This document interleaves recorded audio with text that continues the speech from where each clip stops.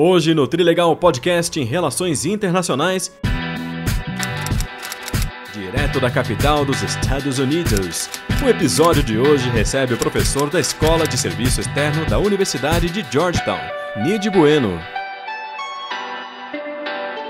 Preso no trânsito de Washington, na esplanada com o Capitólio ao fundo, um debate triqualificado é liberado, encarando o papel das teorias de relações internacionais na especulação do futuro da ordem liberal internacional a partir dos violentos conflitos trazidos pela Rússia sobre o Estado e a sociedade ucraniana. Para não nos limitarmos à temática dominante nos debates internacionais, avançamos para a repercussão do último relatório do Painel Internacional de Cientistas sobre a Mudança Climática, o IPCC. Eclipsado pela guerra, o alerta dos cientistas, mais uma vez, não deixa dúvidas sobre a necessidade do compromisso da cooperação internacional na redução das emissões de gases do efeito estufa. It's now or never. Gente, isso é zoação comigo, né? Vocês ficam me provocando aí com essas dicas de música só pra ouvir meus incríveis dotes musicais, né? Aí eu mando um Elvis diante de um tema tão sério e acabo perdendo lugar pra cima de novo. Não dá, né, pessoal? Como é que eu vou ficar? O Trilegal Podcast em Relações Internacionais começa agora ou nunca. Trilegal, segunda temporada. Estamos aqui, então, mais uma vez em um novo episódio, episódio 4, né? E nós temos, como sempre, né, convidados especiais, porque essa é a promessa que a gente tem para essa nossa temporada, né? Então, eu estou aqui para, mais uma vez, saudá-los, lembrar de que é importante que vocês não só assistam nossos vídeos, mas também que se inscrevam no canal, que ativem o sininho de notificações e que também compartilhem, né, caso seja do interesse de vocês falar um pouquinho mais sobre esses temas, né? Então, por favor, a gente conta com a colaboração de vocês. E também para saudar vocês aqui e para apresentar o nosso convidado de hoje, o professor Fred Dias, meu parceiro aqui de Trilegal. Tudo Olá, bem? pessoal, tudo bom com vocês? Comunidade Trilegal, internautas e ouvintes do Spotify. Sejam bem-vindos a mais um episódio 4 da nossa segunda temporada do Trilegal Podcast em Relações Internacionais. Hoje com um convidado especialíssimo porque talvez o meu grande amigo dessa vida, meu grande amigo acadêmico, certamente, e fora da academia, né, também, que é o querido professor Ironildes Bueno, ou Nid Bueno, tá aí ele. Olá, Bueno, como você tá? Bueno é professor Olá. da Georgetown University, ele está justamente agora parado ali no trânsito, não conseguiu, né, chegar em casa né, pelo horário do rush. Nos Estados Unidos, ele está lá em Washington, diz que está de frente para o Capitólio, mas não pode sair por causa da chuva. A gente fica, né, triste de não poder ter esse cenário hoje, mas professor da Georgetown University, da Escola de Serviço Estrangeiro, da School of Foreign Services. Professor Bueno, então, prazer recebê-lo aqui. Olá, Fred, amigo, como você disse, dentro e fora da academia, de muitas ideias, muito legais, muitas inovações, inquietações. E Aline também, prazer estar com você, conhecer, estamos juntos aqui, e todos os nossos interconectados internautas. É bom estar aqui e estar com vocês e falar aqui direto dessa capital do Império Liberal Ocidental. Pronto. Bueno já está entregando aí o nosso tema, que eu esqueci de falar o tema do episódio. Obrigada. Eu tinha me dado conta, eu estava pensando como é que eu vou emendar aqui para dizer que eu esqueci de falar no começo qual é o tema do episódio de hoje. Pronto, já tem a deixa. E o protocolo de inscrição, dos sininhos também. Não, pois é, quando eu não esqueço do protocolo da inscrição e dos sininhos, eu esqueço do tema, né? Ou vice-versa. Mas tudo bem, né? A gente vai se adaptando aqui às coisas. Um dia eu acerto tudo, prometo. Mas então, aproveitando justamente essa deixa, né, da capital do mundo, da ordem liberal, os nossos temas de hoje, como nós tínhamos também já indicado, né, a gente vai continuar falando sobre o conflito na Ucrânia, porque não deixa de ser o tema da agenda do dia, e o contexto disso que nós vamos falar hoje é justamente sobre a ordem liberal internacional e o conflito, né? Seria o fim da ordem liberal internacional? Não seria? Então, essa vai ser a primeira discussão que nós vamos fazer. Temos também o nosso quadro tricultural. E vamos passar para o segundo tema, que é o novo relatório do IPCC. Então, nós vamos falar também, mais uma vez, aqui das questões climáticas, atualizando um pouco como está o debate e a discussão a partir desse lançamento que foi feito recentemente, né? E finalizamos, claro, com a nossa receita internacional, porque não poderia deixar de ser, né? A gente foi rebatizada hoje.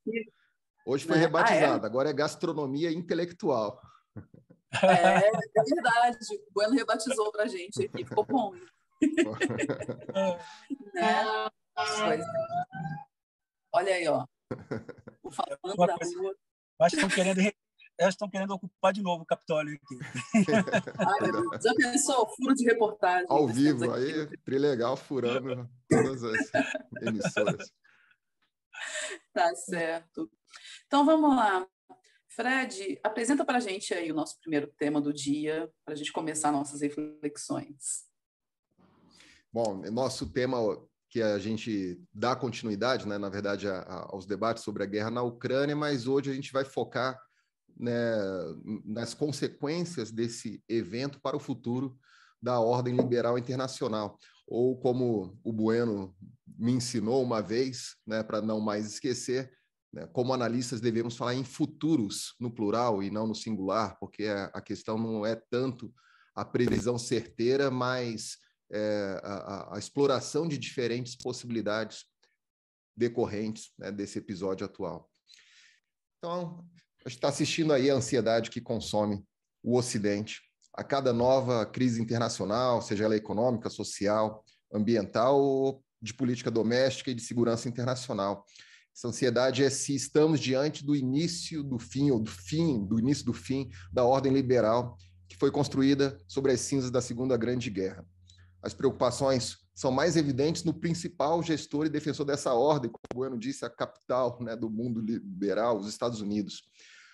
O último documento de estratégia dos Estados Unidos, ainda do governo Trump, o do Biden sai, se não me engano, aí nas próximas semanas, esse último documento do Trump relata que, aspas, estamos frente a uma crescente desordem global, caracterizada pelo declínio da duradoura ordem internacional baseada em regras. A competição estratégica interestatal, não mais o terrorismo, é agora a principal preocupação de segurança nacional dos Estados Unidos. O debate entre os liberais e os realistas de relações internacionais revela o desacordo sobre como ler a própria existência da ordem liberal internacional, para então a gente pensar sobre uma possível, né, finalização dela. Então, enquanto representantes do liberalismo internacional, como o professor de Yale, John Eikenberry, argumentam que a ordem liberal internacional é um fenômeno em construção e transformação desde a hegemonia britânica no século XIX, ganhando a sua forma atual após a Segunda Guerra. Realistas, por sua vez, afirmam que a dissolução da União Soviética em 91, até esse momento, ela não passava de uma ordem parcial, né, limitada, e não verdadeiramente mundial. De fato, o professor John Mersheimer, da Universidade de Chicago, indica que ela não passou de um efeito colateral da unipolaridade dos Estados Unidos nesse período, que tem fim em algum momento do século, algum momento do fim da primeira década desse século, muito provavelmente a crise financeira de 2008. O cientista político Charles Glaser, da George Washington University, vizinha aí da Georgetown do Bueno, não tanto vizinha, argumenta que o conceito de ordem liberal internacional não é preciso para descrever a ordem internacional atual e que sua centralidade na formulação da política externa dos Estados Unidos acaba levando a uma tendência de se exagerar ameaças à ordem e à resistência, muito particular em adaptá-la às novas realidades do equilíbrio de poder na Ásia, terminando assim por encorajar respostas de política externa muito competitivas e violentas por parte dos Estados Unidos. Para o professor, dado que explicações mais tradicionais do realismo, como o equilíbrio de poder e de ameaças, jogam um papel explicativo mais eficaz, ele sugere que é necessário pensar em uma política externa dos Estados Unidos em termos de grande estratégia, que seria mais apropriado para uma ordem internacional que não se limite ao entendimento das relações entre Estados democráticos e compromissados com a defesa dos direitos humanos individuais. Na prática, o conceito da ordem liberal internacional é apenas uma referência de preferência normativa em relação ao atual status geopolítico no mundo, instrumentalmente utilizado para denunciar o suposto perigo trazido por estados revisionistas, como a Rússia e a China. Glazer argumenta que a melhor opção para os Estados Unidos é uma mistura de políticas mais cooperativas que absorvem as mudanças historicamente inevitáveis no equilíbrio de poder, reforçando a plasticidade da ordem liberal internacional, e de políticas mais assertivas, que defendem o status quo representado também por essa noção de ordem internacional, contraditoriamente, assim, tornando-a mais fechada para o ingresso de países como a China e a Rússia. O maior risco para os Estados Unidos seria, portanto, não reconhecer as diferentes ameaças, pequenas e grandes, para a ordem liberal internacional, tratando todas inflexivelmente como ameaças existenciais e forçando o uso dos seus recursos militares de forma mais recorrente que o necessário para sustentar a estabilidade dessa ordem. Nesse sentido, a participação explícita e direta dos Estados Unidos no conflito da Ucrânia, seja pelo envio ostensivo de material bélico em larga escala para aquele país, seja pelas graves suspeitas de financiamento de laboratórios de armas químicas e biológicas, também lá na Ucrânia, que claramente representa uma questão existencial para os russos, pode estar levando o mundo para uma terceira guerra mundial. Assim pensa o professor de ciência política da Universidade de Chicago, Paul Roast. Ele entende que a guerra pode durar anos e que, no futuro, diante do agravamento progressivo desses enfrentamentos e novos focos de conflito em outras regiões do planeta, os historiadores olharão para fevereiro de 2022 como um marco inicial de uma nova guerra mundial.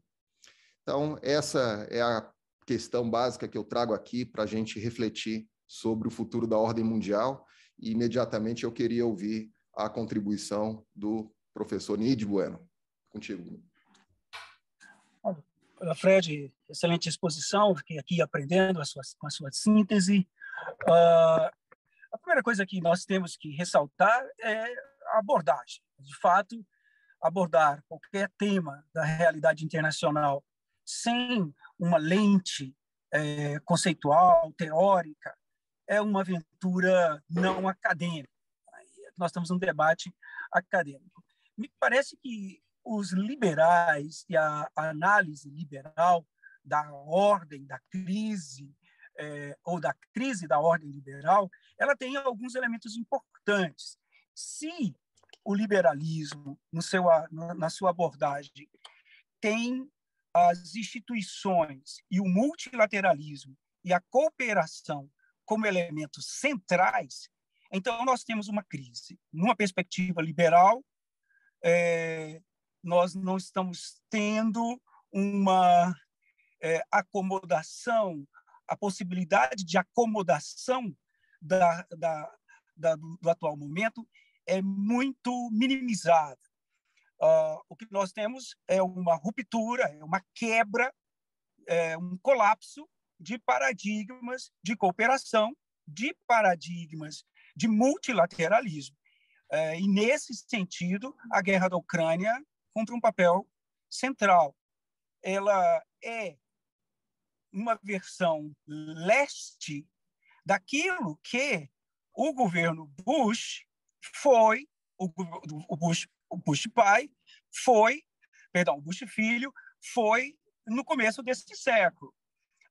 Um desrespeito às instituições constituídas, um descaso com o multilateralismo e o emprego do egoísmo, do interesse estratégico nacional, sobrepondo-se ao direito e às normas do direito internacional, incluindo acusações também de desrespeito dos direitos humanos, né, que deixaram consequências para Guantánamo, para outros governos, até para o governo Obama. Não nos esqueçamos que as acusações de desrespeito aos direitos humanos no Iraque e depois com os prisioneiros do Afeganistão, sobretudo aqueles levados para Guantánamo, à margem, num limbo do direito internacional público, as próprias formulações da doutrina Bush que traziam atores não estatais na guerra ao terror, mas também atores estatais, né, que estavam ali no eixo do mal. A verdade é que a quebra de contrato internacional e a ruptura da normalidade institucional das instituições existentes, o desrespeito a essas instituições, a ignorância, o menosprezo, o desprezo delas, revela uma crise da ordem liberal. Curiosamente, em 2003, eu estava em Londres, Fred, e na Anistia Internacional. E de lá, nós falávamos de uma crise da ordem liberal. Falávamos de um Estados Unidos que saía de uma posição de liderança consentida e guardada no direito internacional para o pêndulo pendia para o império. Era isso que dizíamos há 15 anos atrás, há 17 anos atrás. Agora, a possibilidade de que essa ordem esteja sendo quebrada, não de Washington, mas provindo de Moscou, se repete. Primeiro com Bush, agora com Putin, né? Como dizem aqui, eu acho interessante Putin, com o Putin. Daquela feita, a ordem liberal se safou. Resta agora saber se, em termos de uma análise, numa lente liberal, baseada no respeito à instituição, às instituições internacionais e baseado no respeito à norma internacional, sobreviverá a Putin. Mas se eu termino essa primeira análise, saio dessa lente liberal, do liberalismo como corrente, como imagem das relações internacionais, para uma corrente realista, e aí nós não podemos deixar de fora o conceito de equilíbrio de poder, como colocado pelos colegas, inclusive pelo colega extremamente vizinho mesmo da Georgetown. Esse equilíbrio de poder é preciso traçar um histórico, né? Pensado primeiramente como um conceito, no momento, numa ordem unipolar, eurocêntrica, depois se estende, após 1945, para uma ordem bipolar e mundial. Né? É aí que eu vejo que, de fato, essa ordem e o conceito de equilíbrio de poder pode ser aplicado em termos globais. E, em termos globais, parece-me que olhar nessa ótica de equilíbrio de poder o mundo numa perspectiva de Moscou, não aqui de Washington, pode nos trazer uma visão dos não ocidentais, no caso aqui referindo à Rússia como uma potência não ocidental, de um mundo pós-ocidente, né? De um mundo pós-hegemonia ocidental. Acho que é fundamental pensar nisso. Numa perspectiva de Moscou, o equilíbrio de poder sempre dependeu do domínio da política externa regional dos russos. E aí, falando dos historiadores, alguém mencionou, né, na sua fala, né, que os historiadores podem olhar para trás e ver numa longa duração, numa perspectiva de longa duração, longue durée, numa longa duração e com o olhar de Moscou, essa ordem mundial, ela não prescinde e não está separada da ordem regional, de como Moscou lidera o seu entorno. Isso vale para o Império de Pedro, para o Pedro Grande, para o Império de Alexandre I, e vale para o Império Soviético também. O Império Soviético ele só se deu devido ao sucesso, o êxito que a economia russa teve no período do entre-guerras. E esse êxito da economia russa no período entre guerras se deu por aumento não da produtividade, mas aumento da produção. E esse aumento da produção se deu graças a fatores de geografia básica, de demografia e território.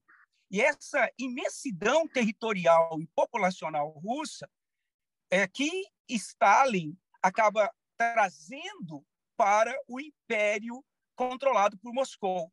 Nesse sentido, Stalin e Alexandre I, embora ideologicamente em posições totalmente distintas e diferentes, eles estão realizando um sonho de ter uma ordem regional no qual o poder de Moscou se estende por toda aquela região, da sua circuncisão, da sua circunferência.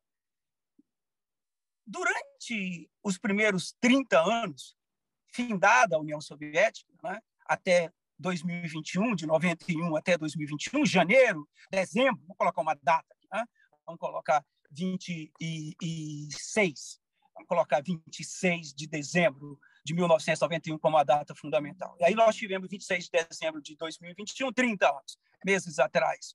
Nesses 30 primeiros anos, nós ficamos olhando uma ordem que até agora não se definiu. Qual é a ordem pós-Guerra Fria? A ausência de uma definição está até no próprio nome. É uma ordem pós outra ordem, mas ainda não é uma ordem. A ordem do pós-Guerra Fria. A Guerra Fria é uma ordem clara. A ordem do pós-Guerra Fria não está clara. E o que não está claro nessa ordem da pós-Guerra Fria? Há 3 dimensões, e, sobretudo, a de equilíbrio. A de equilíbrio de poder. O desequilíbrio levava-nos a crer sempre na China, olhar para a China.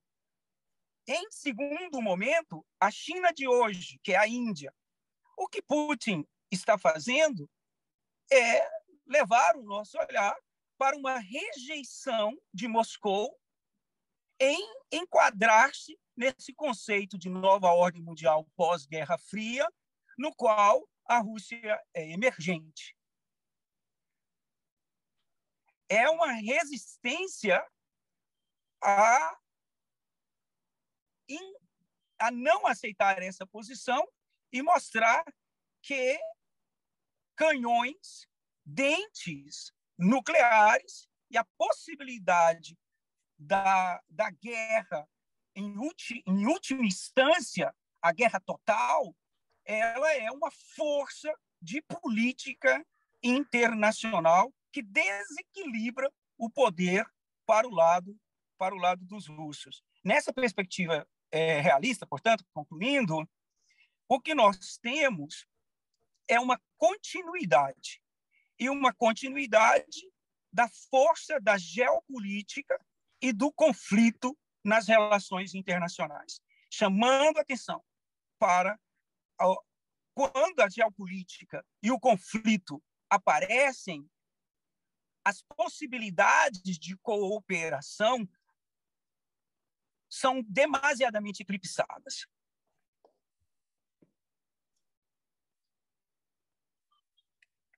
Muito interessante. Eu vou passar para a Aline, tem considerações bem interessantes também a fazer em cima da fala do Bueno, Aline. Mas o que você tem para nos contribuir nesse sentido? Então, muito interessante a quantidade de informações e de análises que vieram, tanto da sua fala, Fred, quanto do professor Nid Bueno, porque a primeira coisa que eu queria destacar aqui é enfatizar a importância de nós fazermos o exercício do olhar por meio das lentes teóricas nas relações internacionais. Né? Para nós que somos professores de relações internacionais, a gente insiste muito, né, em mostrar para os alunos que a diferença de uma análise que nós somos capazes de fazer para o que se faz no senso comum, que qualquer pessoa assistindo ou acompanhando notícias de política internacional ou jornalistas, enfim, são capazes de fazer, porque são pessoas que entendem bastante do assunto ou, de repente, interessados, né? O grande diferencial é a nossa capacidade de observar com lentes teóricas, que complexifica o pensamento, que faz vínculos e conexões teóricas com análise de muito mais qualidade. Então, o professor Nid Bueno começou falando a respeito disso e eu queria destacar também, porque isso é realmente importante. E eu fico muito contente que nesse episódio a gente está conseguindo fazer exatamente isso. desde a sua apresentação, Fred, você traz várias perspectivas de como pensar essa ordem liberal e até mesmo de pontos de vista de analistas mais tradicionais mesmo das relações internacionais, né? Alguns pensadores mais vinculados à lente liberal, outros mais vinculados à lente realista, e aqui a gente já tem muita bagagem para fazer boas análises a respeito, né? Então, isso é uma coisa que já há muito eu queria que a gente conseguisse trazer aqui para o podcast especificamente, porque a gente sempre acaba trazendo, né, de alguma forma, mas mostrar como que essa análise com a lente teórica ela é rica e ela nos proporciona um olhar realmente mais acurado sobre a política internacional. E aí, né, desse ponto de vista, eu queria destacar uma outra questão, né? Quando eu vejo muitas pessoas fazendo análises teóricas, usando a lente teórica liberal, por exemplo, principalmente quem está começando a carreira de internacionalista, dando os primeiros passos, aí mais uma vez, nossos alunos, eles gostam muito de perguntar, né? Não sei se vocês sentem dessa mesma forma, né? Ou vivenciam isso. Professora, mas então os Estados Unidos estão tendo uma postura realista? Eles estão tendo uma postura liberal? E aqui no Brasil a gente tem uma postura como?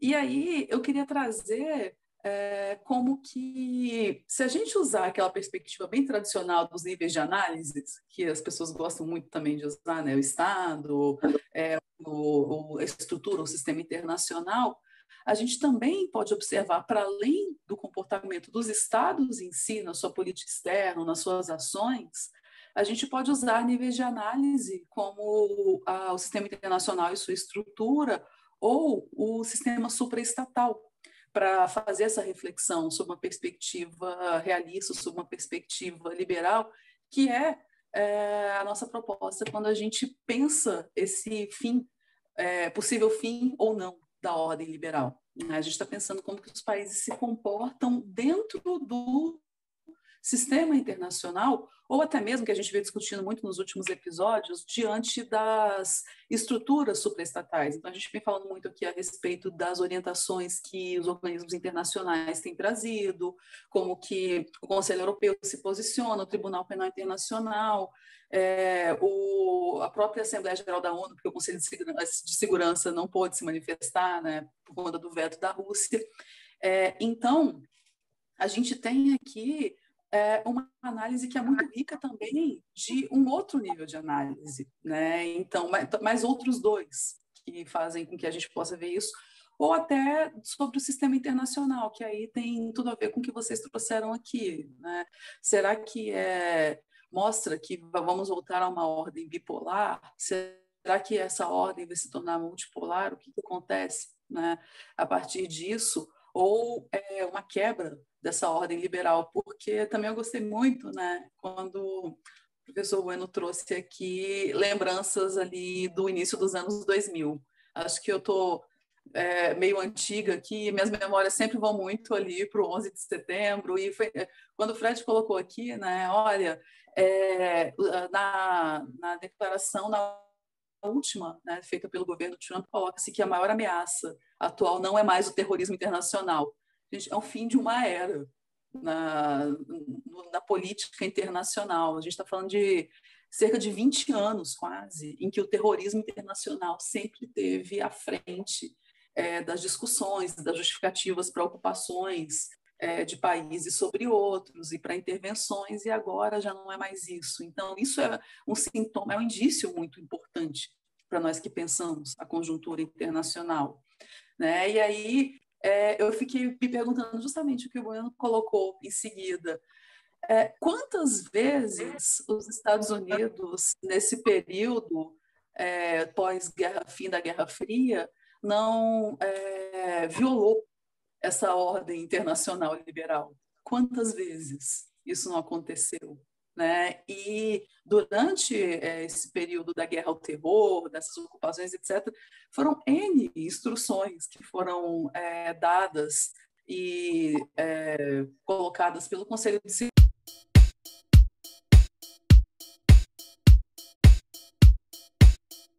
Então, eu ia dizendo, né, sobre como eu pensei em quantas vezes os Estados Unidos, que seria, então, esse líder da ordem liberal internacional, violou a própria ordem liberal internacional nesse pós-ataque das Torres Gêmeas no 11 de setembro de 2001, durante o período da Guerra ao Terror. Foram tantas e tantas vezes, fora outras situações também, né, que aconteceram de não aderir a acordos, a pactos, a tratados importantes, né? E semana passada a gente conversava com o professor Renato Zerbini, ele dizendo que, do ponto de vista do direito internacional público, isso é um limite mesmo reconhecido. Os países, eles podem fazer ou não parte de pactos, acordos, tratados, né? Mas, do ponto de vista político, que é o que a gente analisa também aqui quando faz traz esse olhar teórico, isso é muito significativo, né? Então, tem uma série de reflexões muito ricas que eu entendo que a gente possa fazer com essas lentes teóricas e, nas situações prévias ao próprio conflito da Ucrânia, tanto nelas quanto durante o que nós estamos vivendo no momento, para pensar posicionamentos da Rússia, para pensar posicionamentos de como que os Estados Unidos, de como que a União Europeia, de como que outros países estão se posicionando, porque, no fim das contas, nesse jogo de poder mesmo da política internacional, a Ucrânia ela é muito menor e fica à mercê desses grandes atores do sistema internacional, né? Então, essa era a primeira contribuição que eu queria dar para a nossa reflexão. Eu acho que, aproveitando aí essa questão do uso das teorias, né, Bueno, por isso que a gente chama tri-legal, obviamente você entendeu a jogada aí, né? A gente tem que enfrentar, Aline, eu acho que talvez aí num próximo episódio, né, trazer alguém que seja especialista na Ucrânia, né, porque nos dizem as teorias pós-coloniais que justamente esses atores menores acabam, né, sendo apenas objeto, palco da política internacional e não atores em si, agentes da sua própria vontade, né? Então, precisamos corrigir isso urgentemente, né, num próximo episódio. Mas, ainda aqui, então, né, nessas contribuições que vocês trazem, eu acho que duas coisas são muito importantes, né? Eu estava lendo aqui sobre como, na história da Rússia, os russos tiveram, né, uma tradição assim, da sua memória histórica de geopolítica, os suecos como professores da power politics para os russos, lá no século XVIII, né? De como eles, no enfrentamento com os suecos, aprenderam a fazer power politics, né? A política do poder, do enfrentamento. E os Estados Unidos seriam os professores da vez nesse sentido. Quer dizer, se a gente está discutindo um possível fim da ordem liberal internacional, ela dificilmente, né, começou com essa ação da Rússia, né? Quer dizer, os Estados Unidos mesmo contribuíram muito, né, obviamente para a construção dela depois da Segunda Guerra Mundial, mas também para a dissolução dela nesse mundo, como vocês estão identificando, do pós-11 de setembro, né? Mas que é um pós dentro do pós, né? O pós-11 de setembro dentro do pós-Guerra Fria, né, Bueno? Confundindo a gente ainda mais, né? Mal a gente entrou num pós, já temos outro pós no caminho, mas é bom lembrar também que o pós-11 de setembro, o 11 de setembro não iniciou esse comportamento mesmo do Bush, né? Quer dizer, assim que o Bush entra no governo, antes, 7 meses, né? 9 meses antes do 11 de setembro, o Bush já tinha saído do protocolo de Quioto, o Bush já tinha recusado, né, fazer parte do Tribunal Penal Internacional, o Bush já tinha recusado continuar pagando, né, a parte dos Estados Unidos, a Organização das Nações Unidas, né, argumentando que ela beneficiava pouco os interesses dos Estados Unidos, e veio o 11 de setembro, né, e o aprofundamento já dessas tendências unipolares dos Estados Unidos. Então,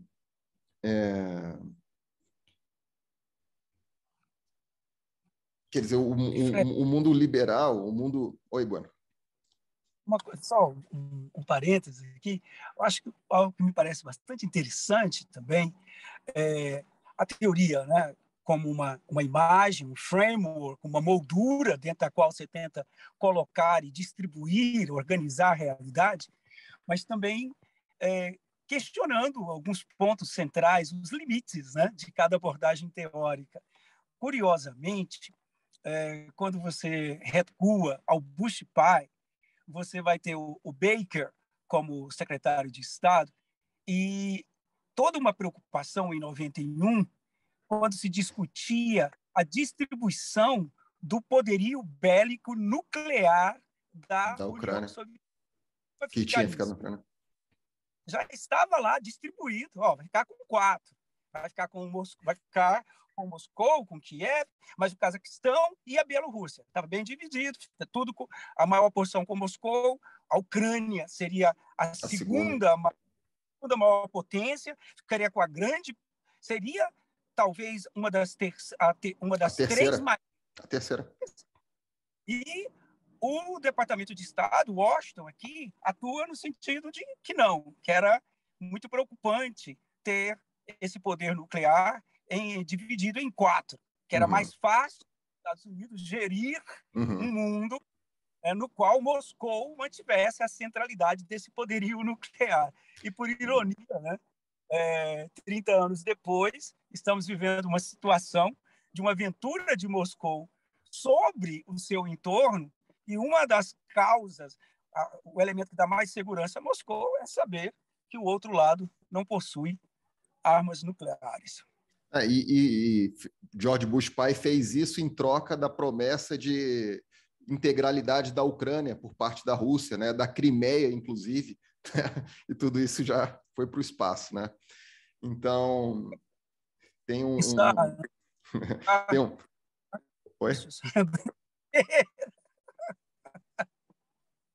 Tem um ponto aqui também que eu queria trazer, que é justamente, eu acho que nessa ideia, né, de que a gente tem que lembrar que os Estados Unidos poderiam ter tomado atitudes decisivas, eu acho que inclusive essa, né, da proliferação nuclear ali na região, né, como o Bueno colocou agora, uma proliferação segura, né, até como o Kenneth Waltz chamava a atenção, né, da importância de uma proliferação controlada, mas, quer dizer, os Estados Unidos poderiam ter tomado, talvez, decisões aí, desde o final da Guerra Fria, que ajudariam muito essa ordem liberal a ter mais consistência e ser realmente mais liberal, de fato, no sentido de ser inclusiva, né, no sentido de trazer a Rússia, a China para dentro dela.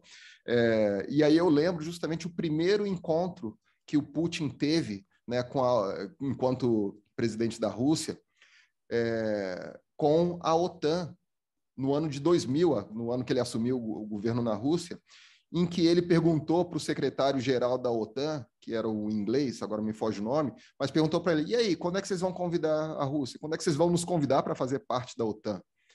E esse convite, obviamente, nunca veio. Então, quer dizer, será que realmente os Estados Unidos pretendiam... Eu achei esse texto do professor Glaser interessante por causa disso. Esse conceito da ordem liberal internacional talvez seja menos revelador de uma ordem inclusiva, liberal, no seu melhor sentido, e muito mais um aparato de proteção do status quo do Ocidente, né, dos Estados Unidos e a Europa, nesse pós-guerra. Então, quer dizer, será que os Estados Unidos queriam mesmo esta ordem internacional? Ele teve chances, né, de fazer ela realmente mais inclusiva e não aconteceu. Né, Aline?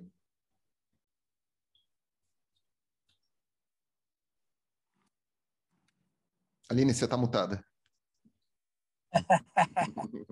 Anos de pandemia. Disfarçar meu ventilador do calor de Brasília, né? Coloquei aqui no mudo e esqueci.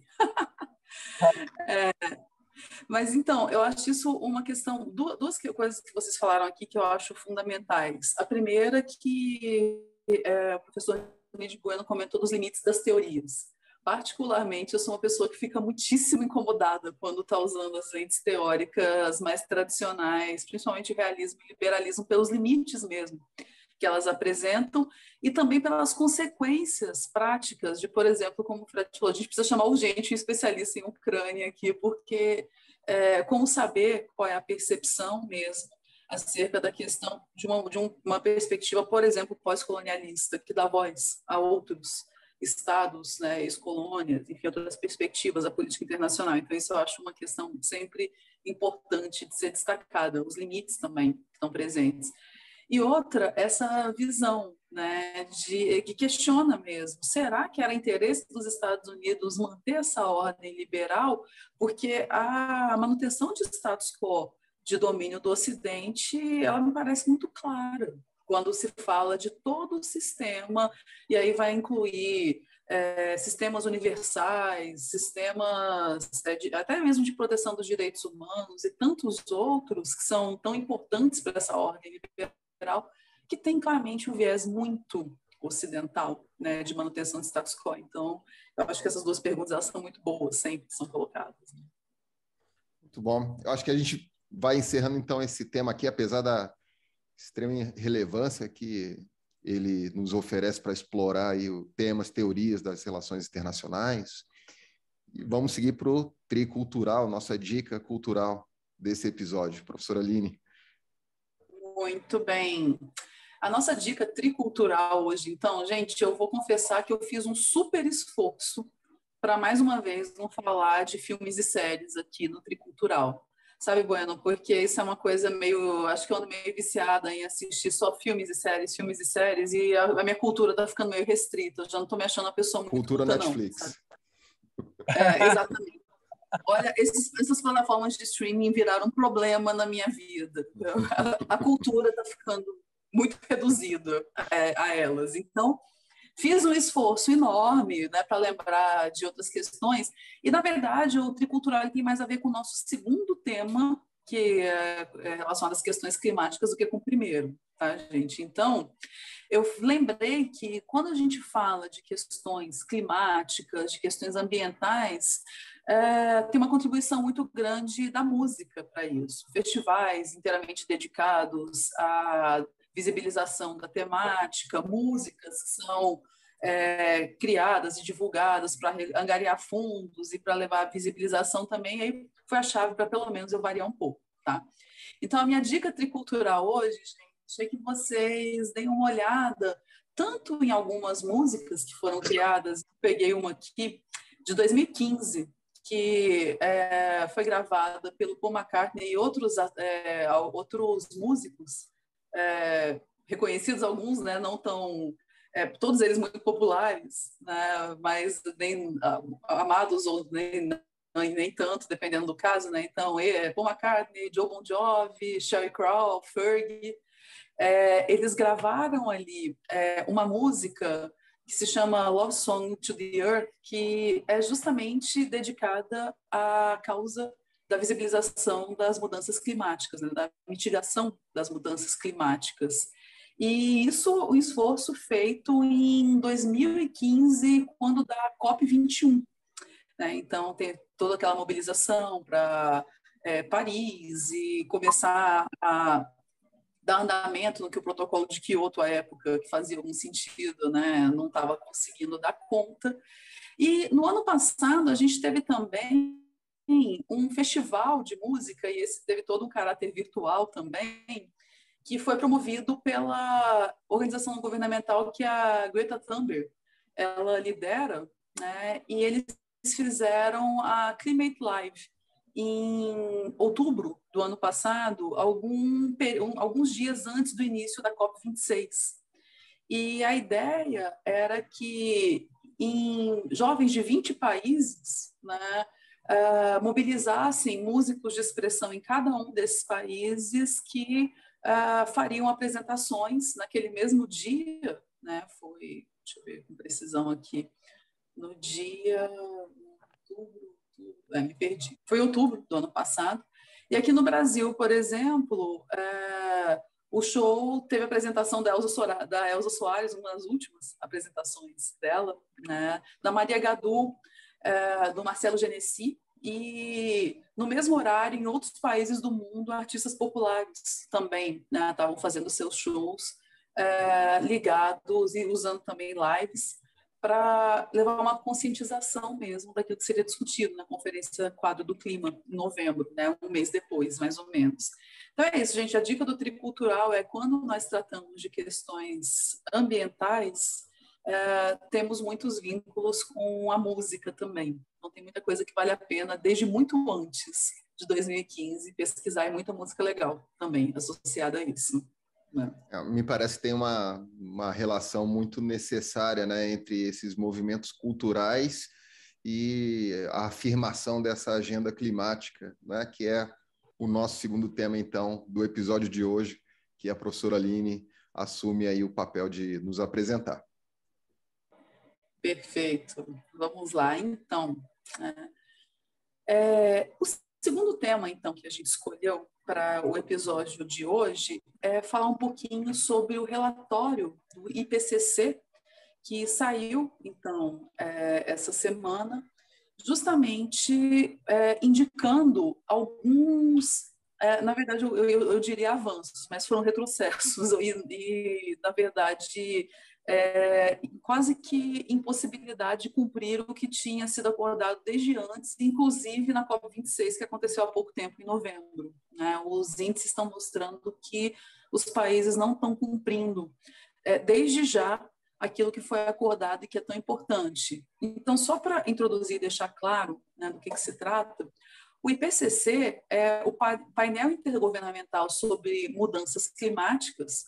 Ele é um grupo de cientistas estabelecido pelas Nações Unidas que monitora toda a ciência global relacionada às mudanças climáticas e pega o que os principais estudos relacionados ao tema trazem de mais recente e consolidam. Um dos trabalhos que eles fazem é consolidar isso num relatório. E foi esse relatório, então, que foi lançado recentemente. Esse que é a terceira parte do sexto relatório de avaliação do IPCC, que também é colocado como AR6, né, AR6, ele reúne, então, os mais recentes conhecimentos sobre mudanças climáticas, as ameaças que já estamos enfrentando hoje e o que podemos fazer para limitar os aumentos da temperatura ainda maiores que causarão perigos para todo o planeta. E aí, o que eu trouxe aqui, né, das várias matérias que foram divulgadas a respeito, e eu encontrei um limite aqui também. A maioria dos dados que eu encontrei de reflexão a respeito e de esclarecimento que trouxe esse relatório foram de entidades da sociedade civil que trabalha com a temática climática. Então, tem um viés, né, que foi um pouco difícil de fugir dele, mas que traz algumas questões importantes para o nosso debate. Né? Então, para a gente destacar pontos principais que foram trazidos por esse relatório, o primeiro deles é a já conhecida questão da necessidade de substituir as energias fósseis, né? Mostrando que isso foi algo acordado, que é essencial para lidar com o principal acordo que foi feito em novembro do ano passado, na COP26, que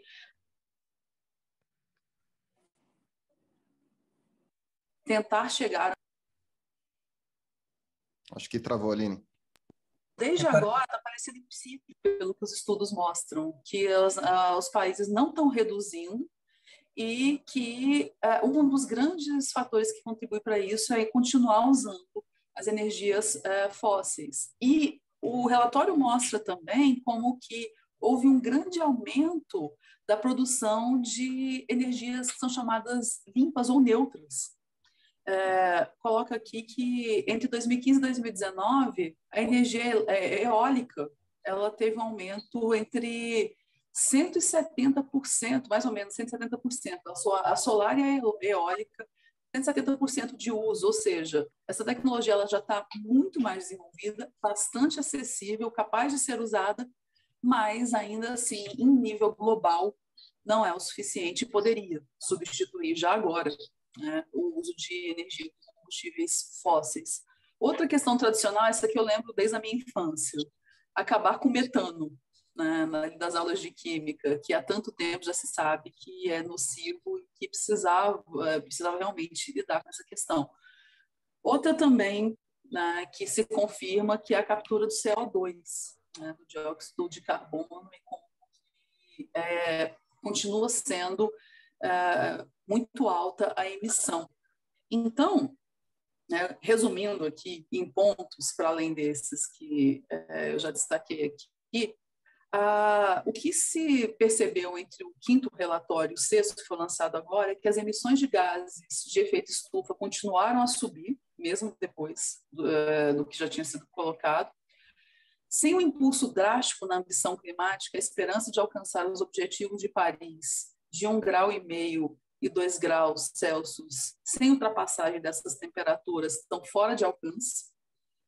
1% dos países ricos emitem mais do que o dobro de 50% dos mais pobres. E,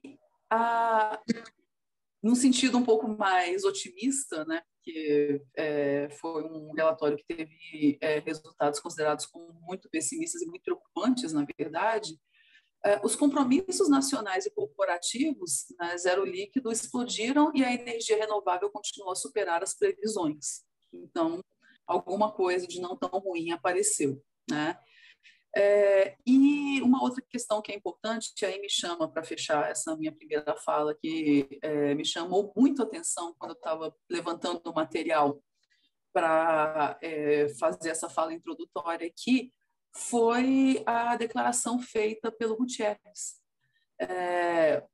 em nome da ONU, né, que raramente eu vi no mundo da diplomacia, mesmo nos organismos internacionais, uma fala tão incisiva. Ele foi muito duro, até eu diria, chamando a atenção dos países na sua responsabilidade de cumprir o que já está sendo acordado e que está, evidentemente, há muito tempo sendo colocado pelos cientistas de que é uma ameaça real e de que está próximo de a situação ficar insustentável e os países eles não estão cumprindo e eles precisam, que é esse último ponto aqui, ser transparentes e não esconder o que não é possível ser escondido, que é o descumprimento daquilo que é acordado e dessas emissões, né? Tem a ver, em parte também, nos últimos meses, com essa diminuição dos efeitos da pandemia na economia, pelo menos em alguns lugares do mundo, né? Essa tentativa de recuperação que tem elevado demais a produção industrial e os fluxos comerciais e com uma despreocupação muito grande com relação ao cumprimento desses compromissos que são fundamentais, né, com relação ao clima. Então, é isso. Bom, essa é a minha primeira parte, né, e agora eu vou passar, então, para o Fred fazer as considerações dele e depois a gente ouve um pouquinho. Né? O professor Niide Bueno tem para falar também. Fred, e aí? O que você pensou a esse respeito? Bom, de nós três aqui, o especialista em clima é o professor Niide Bueno. O professor tem várias especializações, eu acho que ele representa, inclusive, essa ideia de o especialista em relações internacionais conseguir transitar multidisciplinarmente, né, por vários temas, e ele tem, né, um pedaço aí da sua carreira dedicado ao estudo de temas mais ligados às mudanças climáticas também, né? Depois ele conta para a gente sobre isso. Bom, o que eu fiquei pensando aqui é sobre como, dentro dessa noção que a gente discutia na primeira parte do episódio sobre a saúde da ordem liberal internacional, como é evidente que essa agenda, que é parte desse período, quer dizer, ela vem lá desde os anos 60, né, dos anos 80, o relatório do Nosso Futuro Comum, mas é desde os anos 90, justamente nesse período da unipolaridade americana e a afirmação da ordem liberal internacional, que ela ganhou espaço, né, nos debates, na agenda política internacional, e mesmo com todo esse espaço, né, esse momento pós 1991, né, pós queda da União Soviética, o espaço de liberdade da geopolítica, da política de poder que o tema ambiental, climático teve para se desenvolver, mesmo com tudo isso, as emissões, como a Aline relatou aí, né, têm crescido. Quer dizer, a gente tem uma clara aparência de não funcionamento, ou aparência não, né? Quer dizer, uma realidade de não funcionamento dessa parte da ordem internacional, do regime internacional climático, né? Então, eu fico pensando em algumas questões que poderiam nos ajudar na reflexão sobre isso, né? Mais do que afirmar alguma coisa, eu estou talvez provocando aí o Bueno para me ajudar nessa reflexão. Então, primeiro, será que, como parte dessa expressão da ordem liberal internacional, ela também não é uma política de status quo, ela não tem que ser pensada, né? Quer dizer, a falta de eficácia dela tem a ver com, né, a tentativa de, por meio dela, se esconder uma política de status quo. Eu vi anteontem, Aline, uma palestra de um professor indiano que falava com tanta veemência sobre como, né, justamente, né, essa tentativa de estabelecer um regime climático global penaliza, sobretudo, os países em desenvolvimento. Como é triste, né? Ele chega a dizer alguma coisa muito mais séria, tipo, abjeto pedir para uma criança indiana consumir menos. Então, como essa dinâmica, essa lógica do discurso climático, ambiental, faz muito sentido para o mundo desenvolvido, né, os Estados Unidos, a Europa, mas para um mundo que carece de desenvolvimento, que é a maior parte do planeta, né, a gente ainda, né, cumprir essas regras, né, vão acabar penalizando demais a questão do desenvolvimento, né, da superação das mazelas mais essenciais da existência individual humana. Então, voltamos aí a uma questão de teoria. Como a Aline falou, as teorias podem, né, tanto nos oferecer explicações quanto acabar determinando rumos de ação, né, indesejados muitas vezes. Então, a mesma, né, a mesma discussão teórica, obviamente correntes diferentes, vai acabar chamando a atenção sobre a importância, né, do desenvolvimento para essa parte, né, mais carente do planeta, e essa mesma preocupação em desenvolver sua sociedade, né, no sentido de tirar, né, a maior parte da população dos níveis de miséria e de falta de educação e de falta de saneamento, os números que esse desenvolvimento irão, né, refletir ou serão evidenciados pelos países mais desenvolvidos serão lidos como power politics.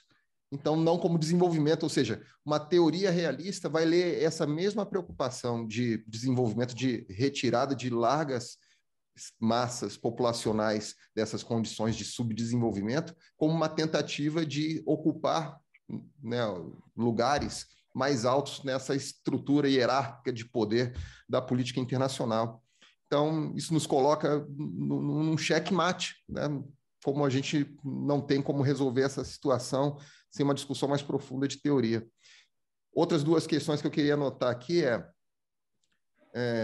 como quer dizer, a agenda climática não parece ter tido avanço nos últimos 20 anos para mais, mas como isso pode ser muito piorado nessa situação atual da guerra da Ucrânia, tanto pelo uso, né, massivo de combustíveis fósseis, de armamentos que vão levar, né, à piora das emissões de gases do efeito estufa, né, mas pela lógica também que também os realistas nos ensinam de como os temas da high politics acabam escondendo a tentativa de se avançar nas discussões da low politics, essa política mais ligada ao bem-estar humano e não à segurança, né?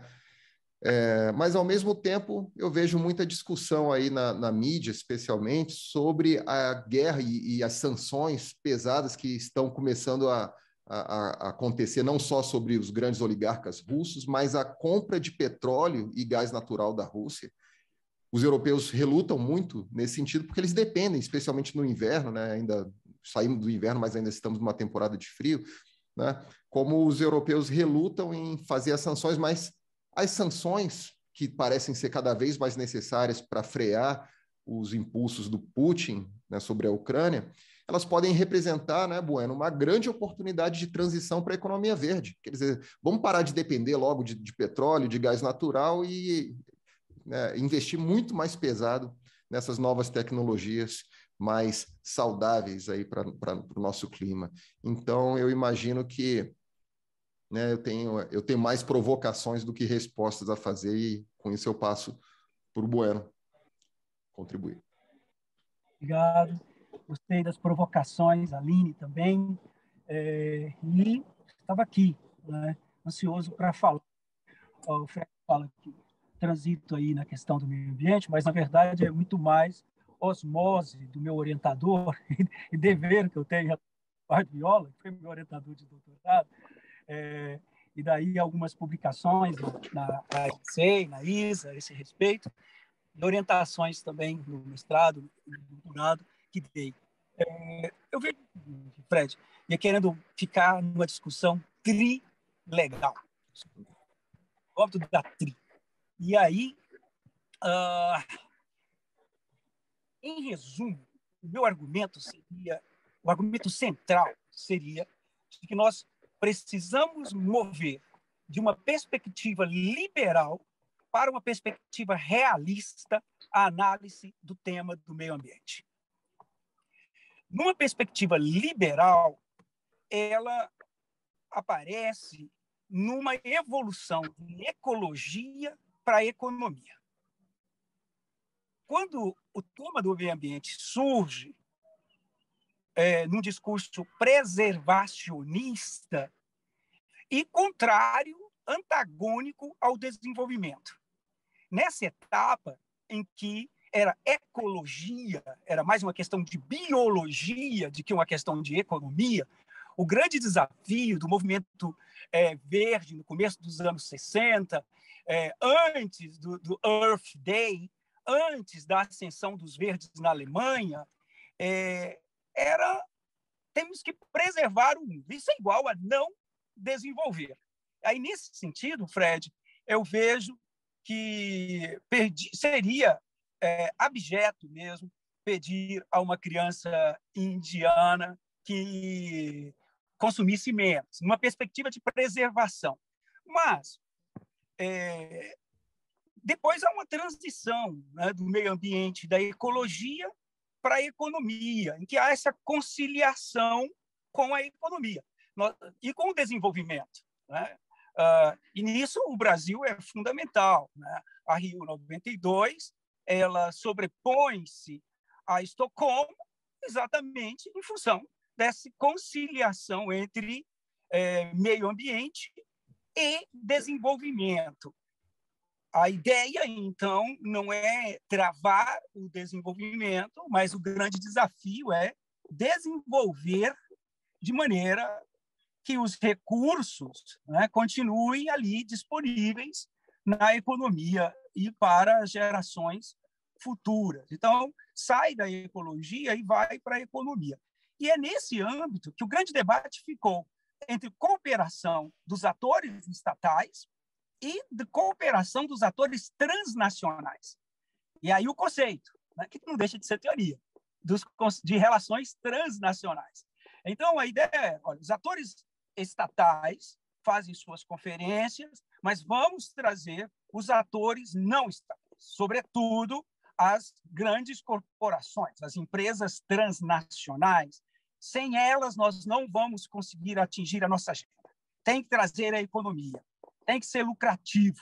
O mecanismo do desenvolvimento limpo, conceito também muito aí trabalhado pela diplomacia brasileira, o próprio mercado de carbono, é a influência de uma perspectiva liberal de que a busca do interesse individual pode contribuir para o bem coletivo, né? Então, tem que ser economicamente interessante. Temos que ter esses atores privados. E aí a questão da cooperação. Vamos cooperar? Vamos. E aí todas as COPs, elas partem de uma perspectiva liberal, de cooperação, inegavelmente. O que nós temos, no entanto, com a COP21, com a COP26, é que os resultados são pífios, né, para usar um adjetivo legal. Por quê? Né? Como enfrentar isso? Se nós estamos enfrentando desde 1970, vamos pegar uma data para ter um efemérides, né? Desde 92, desenvolvimento e sustentável, 30 anos nessa cartilha, e os resultados são pequenos, o que nós temos que fazer? Pensar em outras possibilidades. E aí eu me lembro da teoria, né? E me lembro de Copenhague. E da ideia não de segurança, que é um tema realista da agenda, mas o tema de segurança no conceito de securitização. A ideia de que o aquecimento global e a mudança climática é um inimigo, é uma ameaça à segurança internacional. E aí tentar pensar o meio ambiente como uma questão de segurança, cada vez que no meu entender, que essa agenda aprofundar na securitização do tema do meio ambiente, ser entendido como uma ameaça à paz e à segurança internacionais, talvez nós possamos vir a ter ganhos numa perspectiva realista. E outros atores que não estariam tanto engajados pudessem se engajar mais. Daí, então, eu falar de securitização. Talvez, passada a pandemia e passada a guerra da Ucrânia, se passar, né?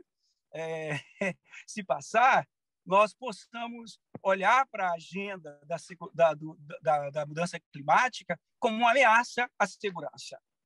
E, a partir do momento que fizermos isso, quem sabe o engajamento possa ser maior dos atores. A Aline mencionou o secretário-geral da ONU, eu vi a fala dele, a Aline, hoje, estava revendo a fala dele, e ele é muito claro, né?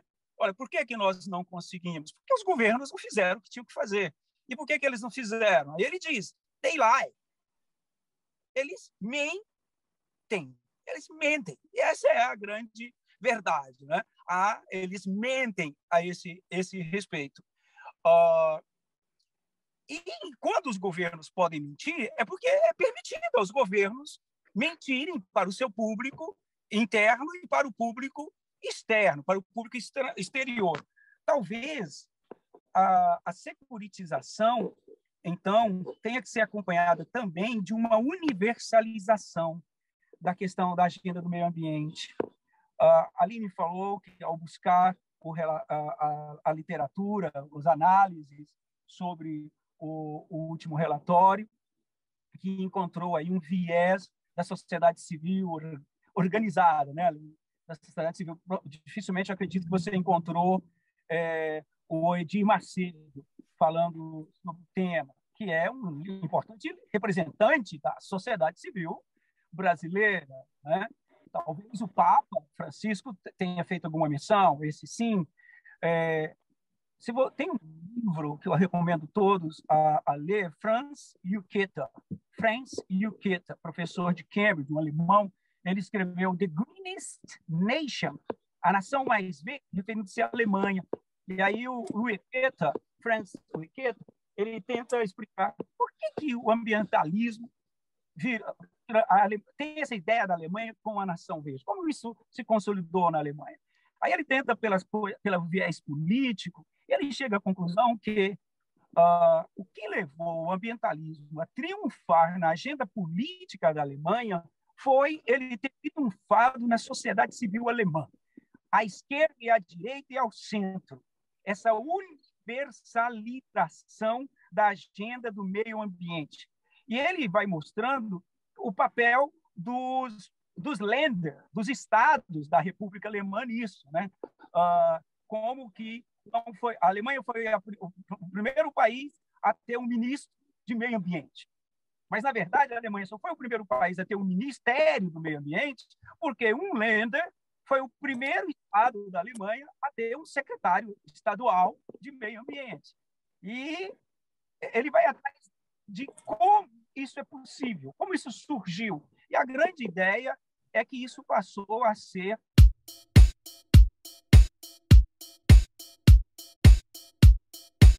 como eu estava dizendo. Então, uma primeira questão é a possibilidade de transição da agenda do meio ambiente, ou transposição da agenda do meio ambiente na estrutura de relações internacionais, intergovernamentais, uma transição, uma interposição, uma intersecção entre um tema biológico, um tema da economia, mas também um tema da segurança. A securitização, para usar a Escola de Copenhague, do tema do meio ambiente. O meio ambiente como uma ameaça à paz e à segurança internacional. Mas aí você falava da Alemanha como Green State, a partir dos Länders? Esse era o primeiro O segundo ponto, além da securitização, é a universalização. Universalização em termos político e ideológico. Me parece que muito difícil nós avançarmos enquanto a bandeira do meio ambiente for entendida como uma bandeira de esquerda ou uma bandeira de centro, e não uma bandeira universal, em termos ideológicos. Uhum. A experiência alemã é de que, se a Alemanha fosse um microcosmos, o movimento só passou a ter êxito quando isso foi algo transversal na sociedade alemã e quando os partidos conservadores da Alemanha, em função do seu cliente, que é o eleitor, tiveram que incorporar tema no meio ambiente numa agenda conservadora. Me parece que uma universalização biológica e partidária do meio ambiente, nós não teremos muito êxito no longo prazo. E aí vem a pergunta, como universalizar? Qual é o caminho para essa universalização? Na Alemanha, o ensino médio e uma obra em específico é identificada como um elemento de marco na universalização do meio ambiente na sociedade alemã. Como faríamos? Eu acredito que aí nós temos um grande problema, que é essa onda nacionalista, neoconservadora e negacionista. Essa onda, ela, como arrebenta e transforma em política e discurso o descaso à agenda do meio ambiente, o avanço dessa onda sopra contra os ventos da esperança de uma universalização da agenda do meio ambiente na sociedade civil. Securitização, universalização, me parecem ser os dois grandes desafios para que nós pudéssemos ter algum alento de, na COP36, termos algum cenário melhor. Eu tenho aqui só 2 comentários, Aline, desculpa, eu talvez tenha tomado aqui o teu palavra, mas é interessante, Bueno, como esse tal conceito da Escola de Copenhague de securitização pressupõe a superação, né, dos debates políticos, ou seja, a politização, e nesse sentido pressupõe justamente a possibilidade de se tomar medidas excessivas, né, não democráticas, ou seja, eu acho que é uma coisa, eu não estou, na verdade, concordando tanto com a teoria, mas talvez problematizando a teoria, porque concordo, né, quer dizer, essa agenda climática, né, ela vai ter um avanço significativo quando ela parar de ser tratada como parte de um espectro ideológico e ser algo universal na sociedade, assim como a agenda do desenvolvimento, no sentido mais realmente da elevação dos níveis de vida, né, da pobreza especialmente, né, da retirada das massas aí da miséria e pobreza,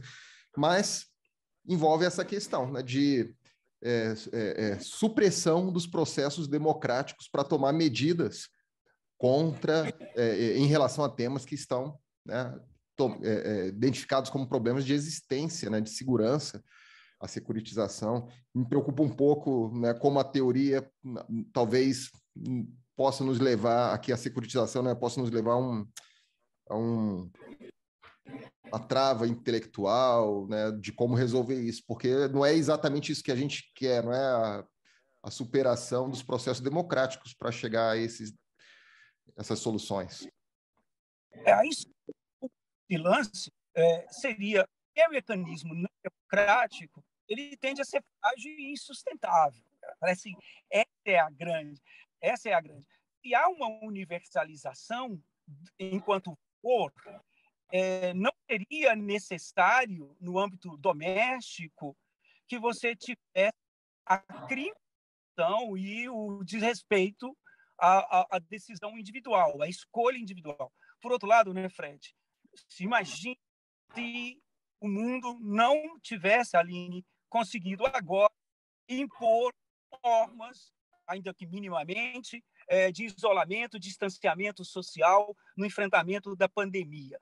A grande ameaça volta a ser um tema básico da tradição intelectual do Ocidente, entre coletivismo e individualismo. Tem alguém que é aristocraticamente melhor e que sabe o que é bom para todos, e esse alguém, partido ou país, vai impor aos demais o que é melhor? Ou é o caos da fábrica das abelhas que nós vamos ter? Cada abelha buscando o seu próprio interesse, e aí nesse mundo de abelhas preocupadas com o seu próprio interesse, nós vamos ter o ganho coletivo. Parece que o debate teórico sobre individualismo e coletivismo sublinha esse debate também. E eu acho que esse é o ponto, né? Nos congela, né? Essas dualidades que nos podem ser lidas só como um anteparo para um tipo de análise que em algum momento é necessária, mas que talvez para essas questões mais fundamentais nos impeçam de avançar, né, nas soluções. E também quando isso é apropriado discursivamente, né? Então, esse discurso ultraliberal, por exemplo, perigosíssimo, nacionalista, né? Que o Bueno mencionou agora aqui, que eu acho que está trazendo tanta coisa que está complicando os rumos da humanidade, mais do que já estava complicado, né? Essa apropriação do discurso do individualismo, do meu direito de ir e vir, dessa exacerbação mesmo, e associando o coletivismo à esquerda ou qualquer pauta vinculada a isso, é muito perigoso e pode alterar muito, Fred, como a gente está propondo estudar, né, daqui para frente, a política externa mesmo dos países com esse tipo de posicionamento. Então, isso pode ser muito perigoso em amplo sentido, né? Ainda mais com temas que não é possível mais brincar, como esse, da mitigação das mudanças climáticas, né? Então, gente, eu acho que esse tema teria muitas coisas ainda para falar, muito interessante. Que bom poder contar com um especialista no tema, Bueno, mesmo que, como você disse, por osmose. Imagina, né? Só de você estar ambientado com isso é muito importante para nós. Eu tenho certeza que para quem está nos ouvindo, nos assistindo aqui no podcast, precisamos, né, dessas visões. Muito obrigada. E, bom, diga. Qualquer dia a gente traz o Bueno para falar sobre as pesquisas em neurociências e questões de mudança climática que ele também tem acumulado aí. Perfeito, né? Eu acho que agora, Fred, a gente vai passar para o nosso último quadro, então, né, o da Receita Internacional, da Receita, como é que é? Intelectual, da Receita, como é o novo nome mesmo? Mas sem antes nos despedir do Bueno. O Bueno já foi. Exatamente, né? O Bueno tem horário, né? Ele não pode ficar mais aqui com a gente, mas a gente agradece demais ele ter, mesmo, né, com uma vida corrida super conturbada, cheia de questões, né, que acabam não permitindo. Ele veio aqui, reservou um tempo, pegou trânsito, fez do carro. Muito obrigada pelo esforço, viu, professor? Que bom ter podido contar com você aqui, com as suas reflexões. Isso aí. A gente agradece demais a presença do Bueno. Vamos então para o nosso quadro de gastronomia intelectual, né? Como o nosso Bueno hoje não conseguia lembrar de jeito nenhum. Rebatizou. Aline, então hoje a gente vai falar sobre... A Larissa fez uma pesquisa aí, eu dei a sugestão para ela, né? Porque a gente ia trabalhar a questão climática, o aquecimento global, e ainda no tema da Ucrânia, então eu pensei, por que não um sorvetinho do leste europeu? Olha, tá vendo? Boas ideias. Bora sobremesa, hein? Muito... gostei disso. De manhã eu tinha te perguntado, vem cá, como é que você pensou aí? Porque eu imaginei o que eu falaria, eu não tive ideia nenhuma. Muito bom, sorvete. Olha só, sorvete do leste europeu. Tô curiosa. Como é? Então vamos ver aí, para a gente depois comentar o vídeo que a nossa querida Larissa Lopes preparou para a gente.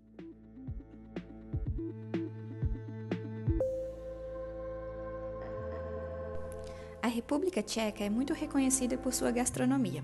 Ela não envolve só doces, os restaurantes de culinária local fazem um grande sucesso entre os turistas. Mas existe uma sobremesa encontrada em lojinhas, na rua ou em barracas especializadas nas mais diversas variações de recheio, o Tridelnik. O Tridelnik é um tubo anelado feito com uma massa muito parecida com a do pretzel. A massa é enrolada no formato de espiral em volta de um espeto que fica girando sobre a brasa do carvão. Quando está pronto para ser servido, ele é cortado em fatias menores e polvilhado com açúcar e canela. De uns anos para cá, o Tridelnik ganhou novos sabores com recheios de sorvete e chocolate. O nome Tridelnik vem de tridlo, uma espécie de rolo de madeira onde a massa era enrolada para ganhar o formato oco que lhe é peculiar.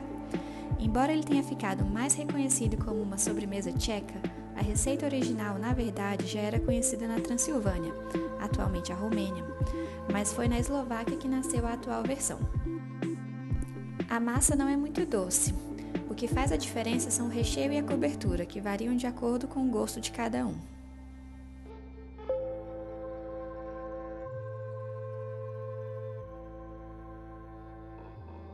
Maravilhoso. Adorei. Muito bom, né?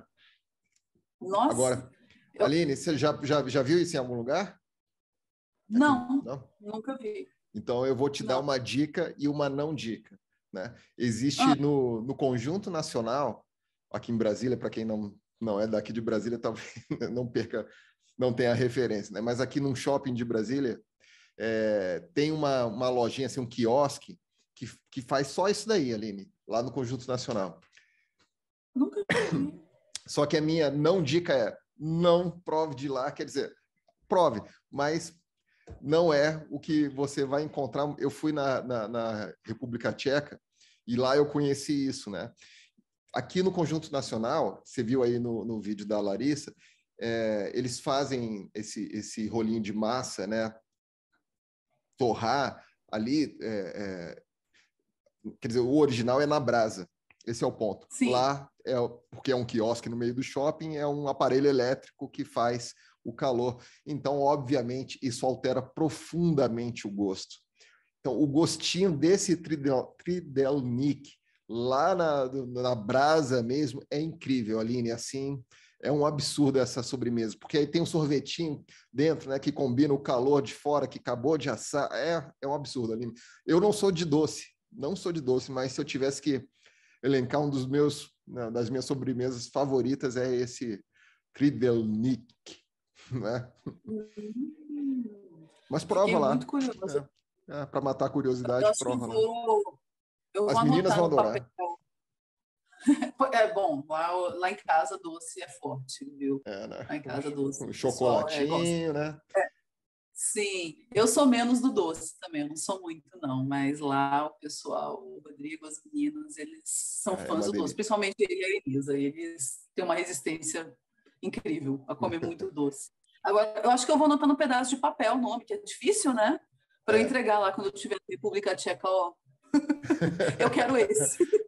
E inclusive a Larissa estava preocupada em pronunciar direitinho, né? Eu mandei lá um link do Translate, né, do Google Translate, para ela ouvir a pronúncia em tcheco, mas em eslovaco a pronúncia já é bem diferente, né? Então, e aí diz aí que a receita original surgiu na Eslováquia. Nosso querido amigo Marty vai ficar chateado de ouvir, né, que a gente fez a referência à República Tcheca.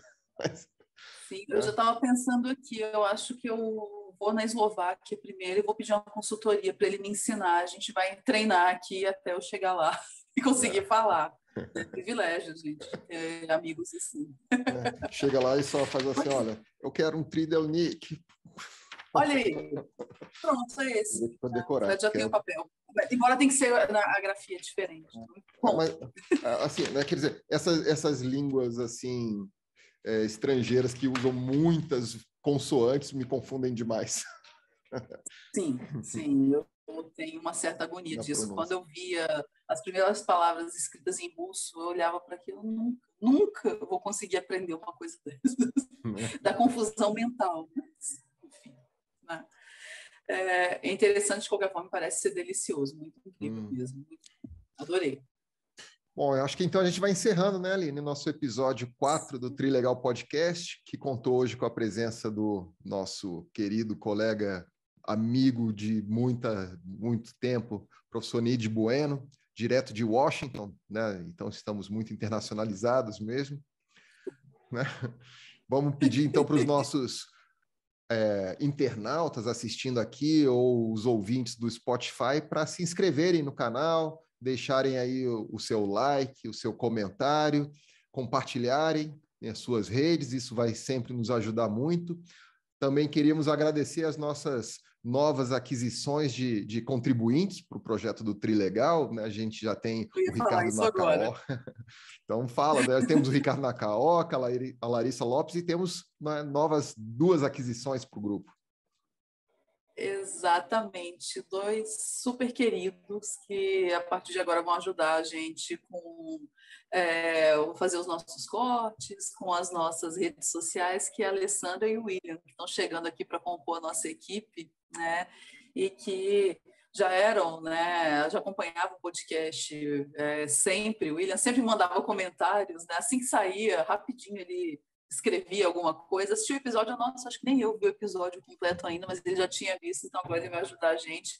E a Alessandra já há muito tempo, que ela sempre se oferece para dar essa força. Então, gente, muito obrigada. E agora, né, e os outros já estavam na equipe também, muito obrigada. Muito difícil a gente conseguir produzir as coisas como elas são sem vocês. Obrigada mesmo. O pessoal devia estar até com saudade dos cortes, né? Porque os cortes sumiram agora na segunda temporada, justamente porque a gente estava tentando resolver isso, né, com a contribuição tão preciosa que a gente vai passar a receber agora. Então... Exatamente. Então, acho que essa semana já deve ter, vamos tentar, né? Vamos ver se a gente já se organiza para isso. E a gente se encontra na próxima semana. Voltem, por favor, manifestem-se, dê a sua opinião. A gente gosta muito quando vocês colocam o que estão pensando quando assistem o nosso podcast. Obrigada, gente. Isso aí, gente. Tchau, tchau. Até a próxima.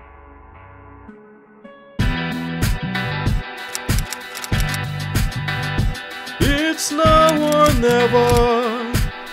Come hold me tight. Kiss me, my... É isso aí, pessoal! Semana que vem retornamos com o mais querido podcast em relações internacionais. E sempre com um convidado super especial, direto de algum outro lugar do planeta. Até lá, comunidade Trilegal! Tomorrow will be too late. It's now